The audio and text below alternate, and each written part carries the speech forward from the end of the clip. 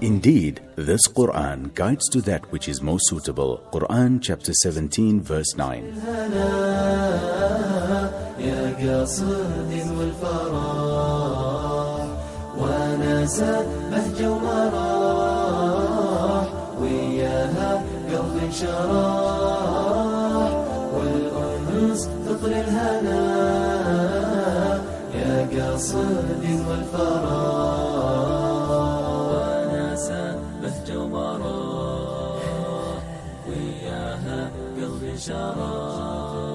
After noticing many questions regarding whether she started reading the Quran, Allison vaguely explains to her audience that she hasn't started reading it yet. She tries to divert the conversation to promote a hair product that was sponsored, but her promotion is half-hearted, and Allison feels guilty for promoting a brand when the world is in shambles.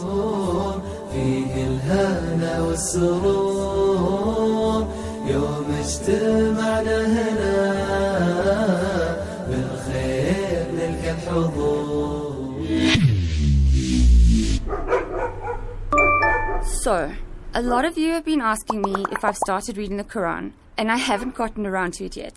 Anyway, today I'm here to talk about this awesome new hair product. Don't worry, I checked, they have no affiliation with Israel. I've also chosen to boycott Israeli products, and I'm taking it quite seriously. So, where was I? Right. This shampoo and conditioner is amazing. It not only gives you a smooth finish, but it also... She doesn't even seem into it. I wonder if she's okay, right? It's like she's just speaking about it because she has to. She doesn't even sound convincing. I'm thinking the same thing. Should I call her after her live? And say what? She doesn't sound convincing? Well, yes. No. Why not? Think about it. She's only been speaking about Palestine, and now she has to speak about hair product? She probably doesn't even care, and her heart is most probably not into it. I guess you're right. I am. Just let her be. We don't want to be too much as well. Okay, fine. I'll leave it.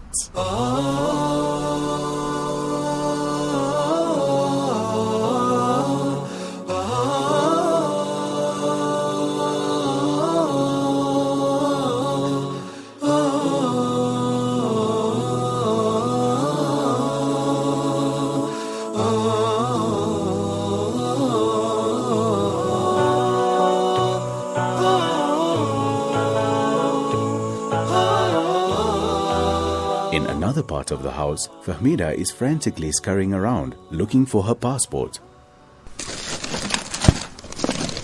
Where's that passport of mine? It was with mine, isn't? But then why isn't it in the usual place? When I took the passport, I gave you yours and I left mine right there. Okay, read Inna Lillah. We'll find it. Maybe this is a sign. Maybe I'm not meant to come. Calm down now. Let's not get dramatic. Who are you calling dramatic, mister? I'm not being dramatic. I'm looking for my passport, and this is very stressful. Did you look in the blue bag? But now, why would I put it in here? I don't even use this. Oh. What? Hey, you're right. It's right here. You sure it's a good idea for me to come? Fahmida, listen. I started making arrangements already. They're just waiting for a copy of your passport. You better decide. You can't keep changing your mind. I know, man. I'm just asking. So decide, please. Okay, just book for me. Then I can't chicken out last minute. Are you sure? When you ask me, I become unsure. Fine. I'm booking for you. Now, no funny games, please. Okay. They cannot break us. They cannot shake us. Patiently waiting for guaranteed freedom. You can take our homes, but we will remain strong.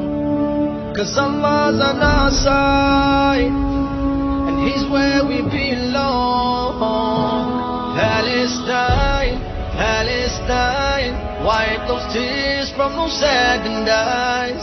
Palestine, Palestine, Jannah waits for your innocent life. Back in Allison's home, Allison gingerly touches the Quran, almost afraid to open it. Eventually, she takes a deep breath. Okay, God, Allah, whoever is listening, if this religion is true, If this book is true, give me a sign. Allison slowly opens the Quran to a random page, and the words that catch her eyes leaves her shocked. Have they not travelled throughout the land so their hearts may reason, and their ears may listen? Indeed, it is not the eyes that are blind, but it is the hearts in the chests that grow blind. What am I reading? God, that really felt like a sign. But it can't be, can it? I can't do this. I need to put the Quran away. I don't understand this. Allison feels something in her heart, and the sheer shock of the moment causes her to close the Quran and put it away. As she tries to forget about the overpowering feeling that she had experienced when reading a verse of the Quran, the incessant need to go back and open the Quran pulls her in. She juggles with her thoughts and aimlessly wanders through the house before crashing into her brother. Ow! Watch it, Muslim lover. You say that like it's an insult. It should be. What is your problem with Islam? I just don't get it. That religion is not just something I disagree with. It's a source of conflict and chaos in the world. I can't believe you're willingly associated with those types of beliefs. But that's where you're wrong. Conflict arises from misinterpretation and extremists, not the core teachings of the religion. You can't stereotype it based on the actions of a few. That's like me saying all white men are mentally challenged just because I saw a news article about a white shooter shooting school kids. Actions of a few?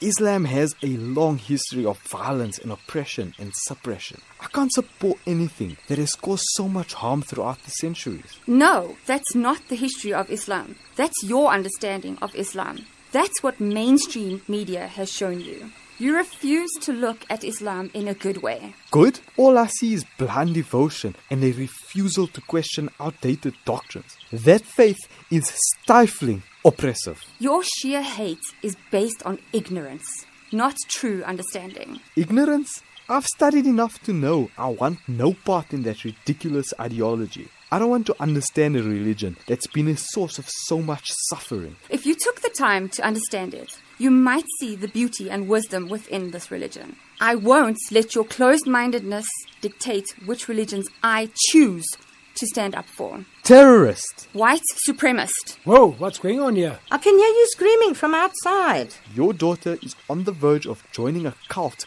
and neither of you are doing anything about it. It's not a cult, it's a religion, and I don't plan on joining this religion. It starts with religious acceptance. Oh my God, this family has lost their mind. We really need to accept and respect all religions. Not extreme religions. Okay, I'm done here. This is ridiculous.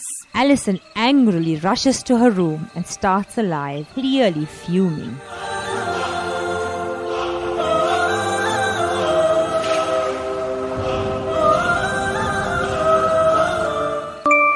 I don't understand how anyone can be so disrespectful and intolerant. Well, I guess that's what Israel is doing, right? It starts off with racial discrimination, and then when you read the news and realize that it's not just racial discrimination, it's also religious discrimination. Why can't we all just accept each other? Why do we hate so much? Why do we kill? Why can't we just live in peace? I guess as humans, we are so ridiculous that at times our intolerant ways become overpowering. We have egos, we have complexes. We think we're better than others when we're all really just the same. Sorry, I know I'm venting, but I'm so angry. I can't understand people. Heck, I can't understand my own family, my own flesh and blood. Anyway, I'm going to go. I'm too angry to read comments right now. Guys, please pray for the better world. Humans are flawed, often thinking that they're better than the next race, better than the next person, just better. Seldomly do we realize that this ideology is ironic. Our flaws lead us to believe that we're too good for others, when truly all humans are created with flaws. It is only Allah that is flawless. Anas ibn Malik reported, "The Messenger of Allah, peace and blessings be upon him, said, Verily, Allah has revealed to me that you be humble to one another and not transgress against each other." 'Cause Allah's on our side, and He's where we belong.